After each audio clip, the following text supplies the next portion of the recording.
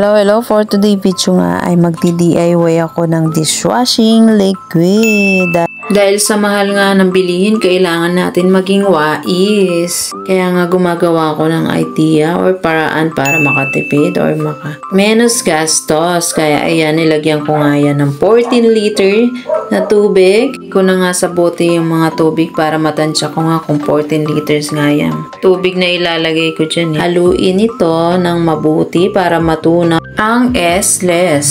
Ayan nga pa, sayo-sayo pa ako dyan dahil parang espado tong panghalo ko dahil wala nga akong mahabang kutsara, kaya ayan yung naisipan kong maging panghalo. Hinugasan ko muna nga yan bago ko ihalo dyan dahil para nga malinis ang ating dishwashing liquid. At tinitignan ko nga dyan kung natunaw na yung dishwashing na nilagay ko dyan. Ay, nilagay kong S-less. Ayan pala yung aso naming mabait. Tsagaan lang ang paghalo dito kung gusto mo talagang makatipid or hindi maubusan na yung dishwashing. Ito yung gawin mo, mga mare. Pag nga natunaw na, ipahinga ng 30 minutes. Ayan, nasa step 2 na tayo dahil ito na yung pre-mix bottle. Ang kinuha ko palang flavor dyan ay lemon.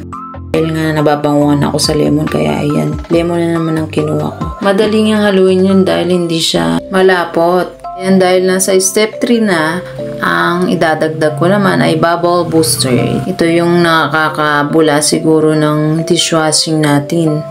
Haluin lang ng mabuti hanggang matunaw ulit. Ayan nga, napaupo na ang antin nyo.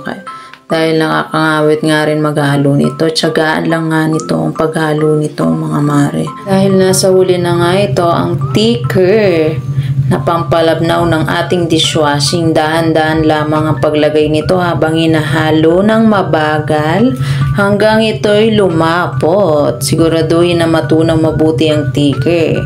Matagal din tong haluin pero worth it naman, diba? Sulit. May madami ka ng dishwashing na magagamit sa inyo. Tapos tinakpan ko na nga yan 24 hours bago mo ito magamit. Kaya ilalagay ko yung link kung gusto nyo rin ito.